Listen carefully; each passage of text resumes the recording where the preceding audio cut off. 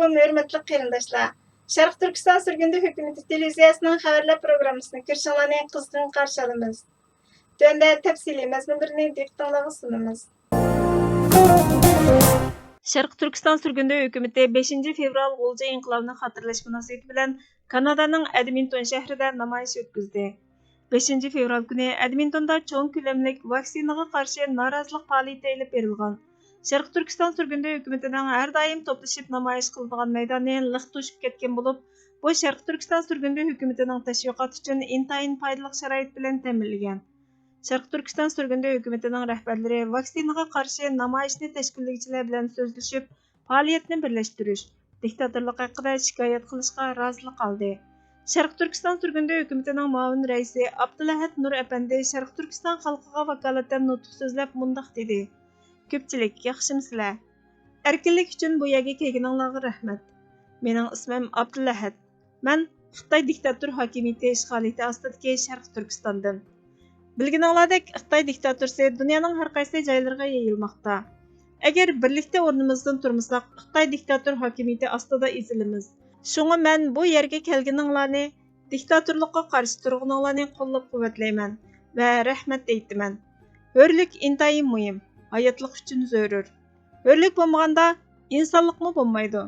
İnsan bo'lish uchun cho'qim hörligimizni saqlashimiz lozim. Xitoy diktatorasi ostidagi Sharq Turkistonda qanday hodisalarning yuz berayotganligini so'zlab o'tmoqchiman. Xitoy hokimiyati Sharq Turkistonga yangidan hokim bo'lgan vaqtda ular bizga do'stona muomala qilgan.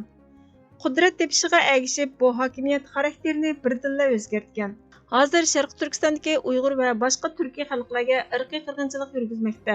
Agar diktatorga qarshi o'rnimizdan dast turmasak, Kanada 2-chi Sharq Turkistonga aylanadi. Xitoy 1949-yilning oxirida Sharq Turkistonni mustamlik qildi. Ishg'ol qilgan 72 yil mobaynida irqiy qirg'inchilik siyosati yurgizdi. Yaqinqi yillardan beri 8 million Uyg'ur, Qirg'iz, Qozoq, O'zbek, Tatar qatorliq turkiy xalqlar jazo lagerlariga qamaldi. Yüz minglarcha Uyg'ur va boshqa turkiy xalqlar qul emgakiga selinmoqda. 10 minglarcha Uyg'ur va boshqa turkiy xalqlarning organlari sug'urilib o'ldirilmoqda. 850 ming Uyg'ur va boshqa turkiy millat bolalari oilalaridan majburiy elinib, davlatning yatoqliq maktablarida va daril-tamlarida qamalib, yerlik Xitoy kulturi bilan tarbiyalanib, sodiq Xitoy qilib yetishtirilmoqda. 10 minglarcha Uyg'ur va boshqa turkiy millatlar Xitoylar bilan majburiy to'y qildirilmoqda. 100 minglarcha Uyg'ur va boshqa turkiy millatlar majburiy tug'mas qilib etildi. 3 million 700 ming Uyg'ur va boshqa turkiy millat buvoqlari majburiy tushirib etildi. Uning ustiga 48 qitimliq yadro sinqi Sharq Turkistonning har qaysi joylaridagi 190 mingdan 750 mingga qadar insonga bevosita ta'sir qilib zaharladi. Millionlarcha inson rak va boshqa turli kasalliklarga giriftor bo'ldi. Shak shubasizki, Sharq Turkistonda yuz berayotganlar irqiy qirg'inchilikdan iborat. 2020 yili 7 oyda Sharq Turkiston sürgündə hökuməti və Sharq Turkiston Milliy Uyg'unish harakati Xitoy tajovuzchilarining Sharq Turkistondagi Uyg'ur va boshqa turkiy xalqlarga yurgizayotgan irqiy qirg'inchilik jinoyati ustidan xalqaro jinoiy ishlar sud mahkamasiga arz sundi. Biz xalqarodagi barliq davlat, hukumat va qurilishlarni bizning sungan bu arzlarimizni qo'llashini Kanada, Fransiya, Avstraliya, Hindiston, Yaponiya, Amerika, Angliya qatorliq xalqaro jinoiy ishlar adolat mahkamasiga a'zo barliq davlatlardan xalqaro jinoiy ishlar adolat mahkamasiga Xitoyning jinoyati ustidan arz sunib, Xitoyning javobgarligini surishti qilishini talab qilamiz. Birlashgan Davlatlar Tashkiloti va boshqa dunyoning har qaysi joylaridagi hukumatlar cho'qim qayta takrorlanmasin degan va'dasida ching turishi kerak. Rezil Xitoy hokimiyatining 8 million Uyg'ur va boshqa turkiy xalqlarni jazo lagerlari va turmalarga qamab irqiy qirg'inchilik yurgizgan jinoyatini surishti qilishi kerak. Biz Birlashgan Davlatlar Tashkiloti va dunyoning har qaysi joylaridagi hukumatlarni Xitoyning Sharq Turkistondagi Uyg'ur va boshqa turkiy xalqlarga yurgizayotgan insoniyatga qarshi jinoyatini va diktatorligini irqiy qirg'inchilik, Sharq Turkistonni besib olingan davlat deb e'tirof qilishini, Xitoyning diktator hokimiyatiga qarshi harakatga o'tishini, Sharq Turkistondagi irqiy qirg'inchilik jinoyatini jazolash orqali Xitoyning ishg'ol qilib olgan Sharq Turkistondagi Uyg'ur va boshqa turkiy millatlarga yurgizayotgan irqiy qirg'inchilikni to'xtatishini, dunyo miqyosida Xitoyning diktator tuzumi va irqiy qirg'inchiligiga qarshi tinch safarbarlik, tarbiyalash faoliyatini boshlatishini, xalqarodagi barliq hukumat, jamiyat va ommaning Xitoyni boykot qilishini, jazolashini, Sharq Turkiston xalqining hurligini, mustaqilligini qo'lga keltirishiga yordam qilishini talab qilamiz. Mustaqil Sharq Turkiston xalqining haqiqiy hurlikka demokratiyaga erishishining, shundoqla mavjudligini saqlab qolishining kafolati. Biz sizlarning Sharq Turkistondagi Uyg'ur va boshqa turkiy xalqlarning xotirjamligi, tinchligi, huzuri uchun Xitoy tajovuzchilarining mustamlikasiga, ishg'oliyatiga va irqiy qirg'inchiligiga, diktaturasiga qarshi kurash qilishinglarni umid qilamiz. Ko'pchilikka rahmat. Amerika Kengash palata a'zosi Josh Hawley yer shari ta'minlash zanjiridagi majburiy emgakni nishon qilib, xalqaro shirkatlarning mas'uliyatini surishti qilish uchun ikki partiyalik majburiy emgakdan xoli tijorat guvohnomasi qonunini ijro qilishni tavsiya qildi. Bu qonun yangi korxona ta'minlash zanjirini oshkorlash talabini turg'izadi. Qarorlik iqtisodiy taftish qilishga majbur qiladi. Bosh ijroiya amaldorlarini shirkat majburiy emgakka solganlik uchun qiyin ahvolga tushiradi va kishilik huquqning tuvan o'lchamiga amal qilmagan shirkatlarga qattiq jazo berdi. Qul emgakidan xoli tijorat kinishkisi qonuni cho'ng shirkatlarni o'zlarining ishlab chiqarish ta'minlash zanjiridan majburiy emgakni yo'qotish uchun qo'llangan usullarni oshkorlashga majburlash. Shirkatlarni har yili qattiq iqtisodiy taftish qilishga yetaklab, ularning ta'minlovchilarga qul emgak va emgak etkazchilikka aralashmasligiga kafolatlik qilish. Shirkatlardan iqtisodiy taftish natijasini emgak ministerligiga topshirishni talab qilish va bu uchurlarni oshkora e'lon qilish. Ministerlik majburiy emgakka ishlatgan shirkatlarni qurultoyga doklad qilish.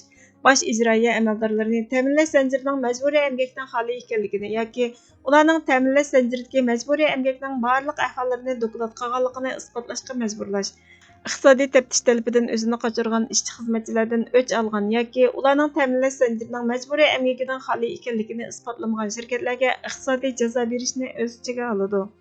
Kengash palata a'zosi Kristin Gilinbrad bo'lsa bu qonunning asli qo'llovchisi. 2020-yili Amerika Emgak Ministerligi 77 davlatda 25 millionga yaqin kishining majburiy emgakka qapsilib qolganligini mo'ljarladi. Kengash palata a'zosi Hawley yer sharidagi qulluq emgakining ofatlari cho'qim oxirlashishi, bu chekidan oshgan axloqsizlikqa sherik bo'lgan davlat halqagan shirkatlarning mas'uliyati surishtirilishi kerak dedi. U bu taklifning nusxasini 2020-yili 7-oyda tunji qatim o'ttirib qo'ygan. Baş ministerimiz Salih Xudoyer Efendi bununla inkos qaytırıp, Kengash palata a'zosi Hawley va Gilinbradning bu muhim qonun loyihasiga rahbarlik qilganligiga rahmat aytaman. Majburiy emgakdan xoli ishlab chiqarilganligi isbotlangan butun mallar bo'lib, Xitoyda ishlab chiqarilgan mallar cheklanishi kerak va jinoyatga o'rtaq bo'lgan shirkatlar jazoga tortilishi kerak dedi.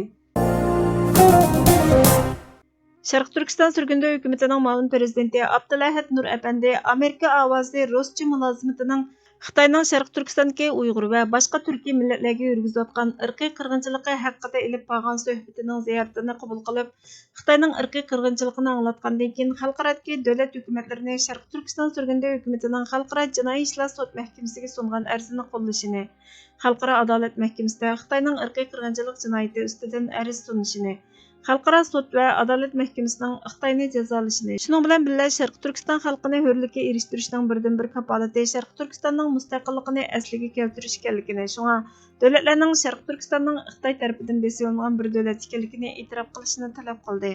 Xalqaro jinoiy ishlar sud mahkamasining da'voga mas'ul advokati Rodney Dekson Sharq Turkiston surgunda hukumatining xalqaro sudga sungan arzining xalqaro jinoiy ishlar sud mahkamasidagi ishlanish ahvolini tunishtirib, Xitoyning Sharq Turkistondagi Uyg'ur va boshqa turkiy millatlarga yurgizayotgan irqiy qirg'inchiligiga aloqador yetarli dalil isbotlarni O'rta Osiyodan yig'ish jarayonini bo'lib, Tojikistondagi Uyg'urlarning 2016-yildan 2018-yilgacha 85% azayganligini, davlatlarning xalqaro sudga sudchilarning Xitoyning jinoyatini tekshirib jazolashi uchun besim qilishi kerakligini, xalqaro sudning adolatni saqlaydiganligini aytdi.